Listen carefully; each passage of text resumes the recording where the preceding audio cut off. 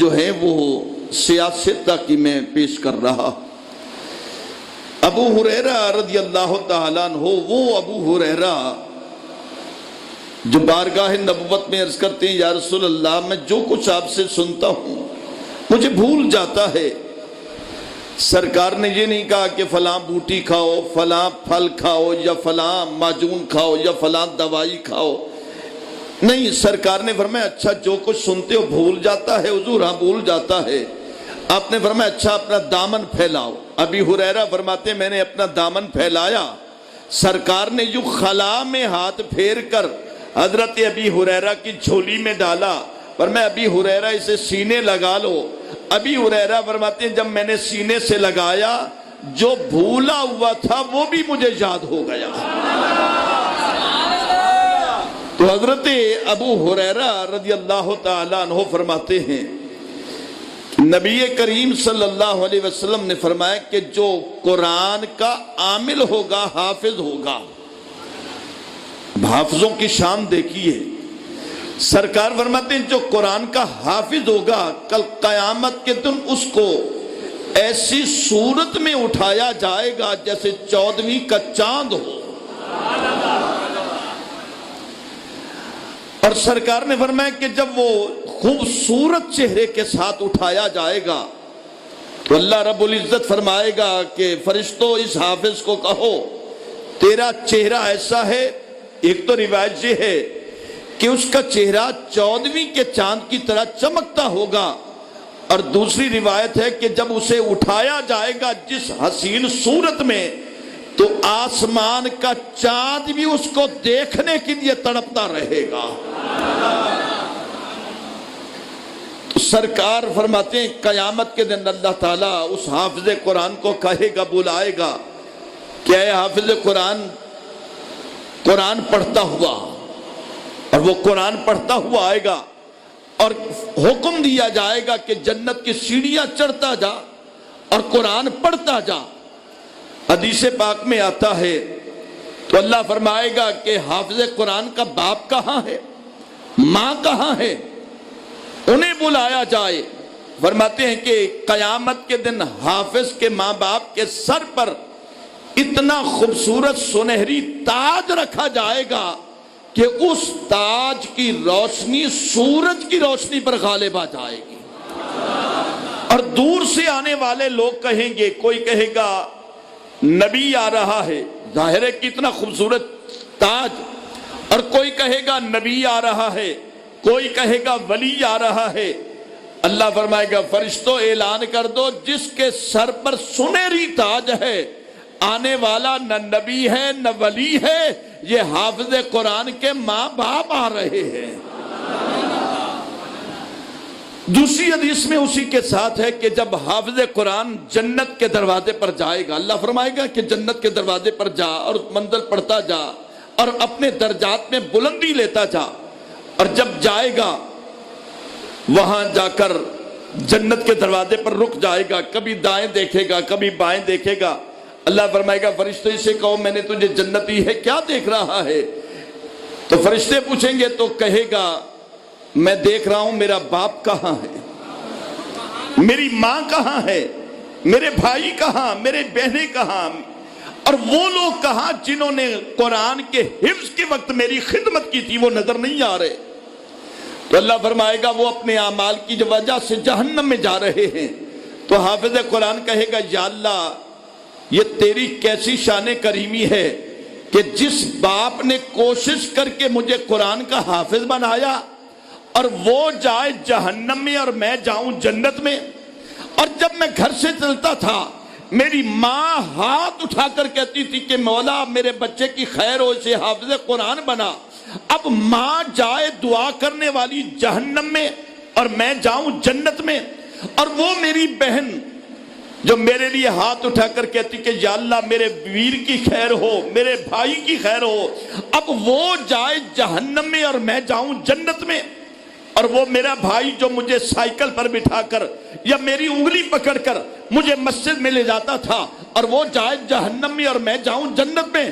مولا مجھے ایسی جنت کی ضرورت نہیں، میں دنیا میں رہتا تھا اپنے ماں باپ کے ساتھ رہتا تھا، میں دنیا میں رہتا تھا، اپنے والدین کے ساتھ رہتا تھا، میں دنیا میں رہتا تھا، اپنے بھائی بہنوں کے ساتھ رہتا تھا، اور وہ لوگ نظر نہیں آ رہے جنہوں نے میری خدمت کی تھی اور ان کی وجہ سے میں نے قرآن یاد کیا تھا، میرے ہر معاملے کا بوجھ اٹھاتے تھے، اور وہ جائیں جہنم میں اور میں جاؤں جنت میں۔ یا اللہ ہم دونوں کو اکٹھا کر دے، یا مجھے ادھر بھیج دے یا ان کو ادھر بھیج دے۔ اللہ فرماتا ہے کہ فرشتوں اس حافظ کو کہو نبی دے نا دی جنت نے ماں اڈنی واپس سکھنا، نبی کے نام کی جنت اور واپس لے لوں۔ یا اللہ حکم فرمائے حافظ قرآن کو کہو جنت کے دروازے سے باہر آ اور جہنم کے دروازے پر کھڑا ہو جا۔ وہ لوگ سارے، تیرا باپ، تیری والدہ، تیرے بھائی، تیری بہنیں، تیرے عزیز اقارب، اور وہ لوگ جنہوں نے تیری خدمت کی تھی وہ یہیں سے گزریں گے۔ اور مولا پھر فرمائے حافظ قرآن کو کہو یہیں کھڑا ہو جائے، اور جس کو دیکھے نا کہ یہ میرا ہے، بولے نا، بس اشارہ کر دے، کہے یا اللہ یہ بھی میرا، یہ بھی میرا، یہ بھی میرا، یہ بھی میرا، وہ بھی میرا، وہ بھی میرا۔ حافظ تو کہتا جا، جہنم سے نکال کر اسے جنت میں بھیجتا جاؤں گا۔ یہ ہے قرآن کی عزت و عظمت۔ اور پھر دیکھیں باقی کتابیں بھی اللہ کی کتابیں ہیں۔ زبور حضرت داؤد علیہ السلام کو ملی، انجیل حضرت عیسیٰ علیہ السلام کو ملی، توریت حضرت موسیٰ علیہ السلام کو ملی، باقی صحیفے انبیاء رسولوں کو ملے، لیکن کسی کی حفاظت کا ذمہ خدا نے نہیں اٹھایا۔ لیکن جب قرآن کی باری آئی تو کہا پیارے حبیبی اس کی حفاظت کا ذمہ ہم نے اٹھایا۔ ہر ایک نبی سے کہا، ہر نبی سے کہا تلاوت تمہارے ذمہ، حفاظت تمہارے ذمہ۔ حضرت داؤد سے کہا میں نے تمہیں کتاب دی جس کا نام زبور ہے، تلاوت تمہارے ذمہ، حفاظت تمہارے ذمہ۔ حضرت موسیٰ سے کہا، علیہ السلام سے کہا کہ میں نے تمہیں کتاب دی جس کا نام توریت ہے، تلاوت تمہارے ذمہ، حفاظت تمہارے ذمہ۔ حضرت عیسیٰ روح اللہ سے کہا ہم نے تمہیں انجیل دی ہے، تلاوت بھی تمہارے ذمہ، حفاظت بھی تمہارے ذمہ۔ ہر نبی کو کہا، حضرت ابراہیم کو کہا ہم نے تمہیں صحیفہ دیا، جد الانبیاء بنایا، تلاوت تمہارے ذمہ، حفاظت بھی تمہارے ذمہ۔ حضرت سیدنا اسماعیل کو کہا کہ ہم نے تمہیں رسالت کا تاج پہنایا، تلاوت بھی تمہارے ذمہ۔ جو میں نے صحیفے دیے ہیں، تلاوت بھی تمہارے ذمہ، حفاظت بھی تمہارے ذمہ۔ ہر نبی رسول کو کہا، جسے کتابیں دی، جس کو صحیفے دیے، کہا تلاوت تمہارے ذمہ، حفاظت تمہارے ذمہ۔ لیکن جب باری آئی آمنہ کے لال کی، جب باری آئی عبداللہ کے در یتیم کی، جب باری آئی سید المرسلین کی، جب باری آئی زہرا کے بابا کی، جب باری آئی حسنین کے نانا کی، کہا پیارے حبیب ہم نے تیرے لیے مزاج بدل دیا، ہم نے انداز بدل دیا، ہم نے قانون بدل دیا۔ یا اللہ حکم فرمایا ہر نبی کو کہا تلاوت تمہارے ذمہ، حفاظت بھی تمہارے ذمہ۔ لیکن آپ کے لیے کہہ رہا ہوں تلاوت آپ کے ذمہ ہے، حفاظت میرے ذمہ ہے۔ تلاوت تمہارے ذمہ اور حفاظت ہمارے ذمہ ہے۔ اور کسی کتاب کی حفاظت کا ذمہ اللہ رب العزت نے نہیں اٹھایا، لیکن جب اس قرآن کی باری آئی تو کہا اس کی حفاظت ہمارے ذمہ میں۔ اور اسی سے نہ پوچھنے کہ کتنی حفاظت کس نے کی۔ کاشف بیٹا ادھر آ جاؤ، کہ کتنی حفاظت کی۔ اور اللہ کا قرآن کہتا ہے، سنیے قرآن ذرا، اس سنانے سے پہلے ذرا ایک مرتبہ سبحان اللہ مجھے سنا دیں۔ کیا لگتا ہے؟ فرمایا اِنَّا نَحْنُ، پچھلے جمعے سے تو آج کچھ گرمی کم ہے نا، لیکن اس یہاں آ کر گرمی سردی کو نہ دیکھا کریں، دیکھیں کہ عشق کی گرمی کتنی ہے۔ ذرا محبت سے کہو نا سبحان اللہ۔ میں بہت بڑی دعا دے رہا ہوں میرے مالک تجھے تیری عزت کا واسطہ جو اب سبحان اللہ کے اس کے دکھڑے دور کر دے۔ بہت بڑی دعا دے رہا ہوں میرے مالک جو اب سبحان اللہ کے اس کے رزق میں برکت عطا کر دے۔ میرے مالک جو اب سبحان اللہ کہے اسے آئندہ رمضان کی مزید عزت کرنے کی توفیق اور ہمت عطا کر دے. بہت بڑی دعا دے رہا ہوں میرے مالک، تجھے تیری عزت کا واسطہ، تیری عظمت کا واسطہ، تیرے حسن کا واسطہ، تیرے کمال کا واسطہ، تیرے جمال کا واسطہ، تجھے تاجدار ختم نبوت کا واسطہ، صداقت صدیق کا واسطہ، عدالت فاروق کا واسطہ، سخاوت غنی کا واسطہ، شجاعت مولا علی کا واسطہ، سیدہ طیبہ طاہرہ عابدہ خاتون جنت فاطمہ کے پردے کا واسطہ، اب جو سبحان اللہ کہہ دے اسے آج کی رات نبی کی آل میں سے کسی کا دیدار ہو جائے.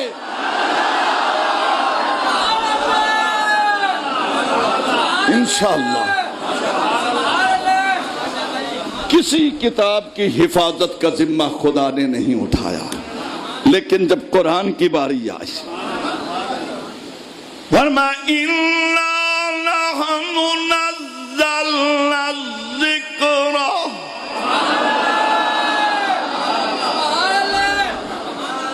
میں آپ کو ہمیشہ بتاتا ہوں یہ میری کمزوری ہے آپ کی سبحان اللہ، یہ میری کمزوری ہے آپ کی سبحان اللہ. نہ کہیں تو کمزوری مجھے ہو جاتی ہے، اگر تسا نہ کیا تھا کمزوری تو آنکھوں میں ویسی. ذرا دل سے کہہ دو اِنَّا نَحْنُ نَزَّلْنَا الذِّكْرَ وَإِنَّا لَهُ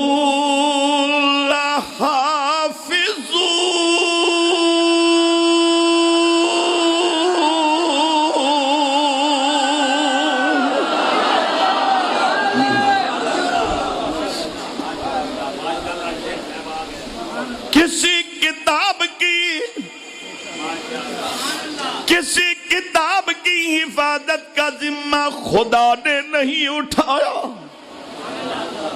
پوری دنیا میں اس وقت سب سے زیادہ تعداد عیسائیوں کی ہے. کسی عیسائی عام عیسائی سے نہیں، جیسے ہمارے مساجد میں جن کے پاس مصلی امامت ہو اسے امام کہا جاتا ہے، تو گرجا گھروں میں جو ان کا رہنما ہو اسے فادر کہا جاتا ہے. کسی گرجا گھر کے فادر سے پوچھا جائے بے تم عیسیٰ علیہ السلام پہ نازل ہونے والی کتاب انجیل کی 2 آیتیں تو سنا دو، لیکن نہیں سنا سکے گا. یہودی سب سے بڑی طاقتور قوم ہے، اگر ان سے کہا جائے کہ تم موسیٰ علیہ السلام پہ نازل ہونے والی کتاب توریت میں سے کچھ چند آیات سنا دو، قاصر ہو جائیں گے. لیکن شہر نہیں دیہات، جہاں پانی ملے نہ ملے، جہاں کھانا ملے نہ کھلے، غریب کا ایک بچہ جو حافظ قرآن ہو اس کو کہو کچھ سنا، وہ کہتے کچھ نہ سنو سارا قرآن مجھ سے سن لو. یہ قرآن کی عظمت ہے. دنیا کائنات میں نہ تمہیں کوئی انجیل کا حافظ نظر آئے گا، نہ تمہیں توریت کا حافظ نظر آئے گا، نہ تمہیں زبور کا حافظ نظر آئے گا. لیکن الحمدللہ بیک وقت اگر آج کے دن بھی اعلان کیا جائے کہ پوری دنیا میں کتنے حفاظ ہیں، سینکڑوں نہیں، ہزاروں نہیں، لاکھوں نہیں، بلکہ کروڑوں کی تعداد میں اللہ کے قرآن کے حافظ جگہ جگہ نظر آئیں گے. کیوں نظر آئیں گے؟ کہ ان کی حفاظت، قرآن کی حفاظت کا ذمہ خدا نے اٹھا لیا. فرمایا کوئی کتاب، کسی کتاب کا اگر آپ زبور کو دیکھیں صرف 2 شخصیات کو یاد ہے، حضرت سلیمان علیہ السلام یا حضرت داؤد علیہ السلام، بس اس کے علاوہ کسی کو یاد نہیں. اور اسی طرح توریت مکمل توریت صرف 3 شخصیات کو یاد، ایک حضرت موسیٰ علیہ السلام اور ایک حضرت ہارون علیہ السلام اور تیسرے حضرت یوشع بن نون، ان کے علاوہ کسی چوتھے کو پوری کتاب حضرت عیسیٰ علیہ السلام، حضرت موسیٰ علیہ السلام کو ملنے والی کتاب، حضرت موسیٰ علیہ السلام، حضرت ہارون علیہ السلام، حضرت یوشع بن نون، ان کے علاوہ کسی کو یاد نہیں۔ اور اسی طرح یہ انجیل مقدس حضرت عیسیٰ علیہ السلام یا آپ کے چند حواریوں میں سے کسی کو یاد ہے، لیکن جب قرآن کی باری آئی، جب اللہ کے قرآن کی باری آئی تو 20 نہیں، سینکڑوں نہیں، کروڑوں حفاظ، اور وہ حفاظ اگر کوئی مشرق میں رہتا ہے یا مغرب میں رہتا ہو یا عربی ہو یا اجمی ہو یا کسی بولی سے تعلق رکھتا ہو، لیکن اس کے سینے میں یہ قرآن، یہ 7 منزلیں، یہ 14 سجدے، یہ 114 سورتیں اور 500 تقریباً 58 رکوع اور 6666 آیاتیں، اگر کوئی مشرق میں رہنے والا حافظ ہو اور وہ ترتیب اسی طرح ہوگی، اسی طرح مغرب میں رہنے والا جو حافظ ہوگا ترتیب بھی اسی طرح ہوگی۔ ہر حافظ قرآن کے سینے میں اور ایک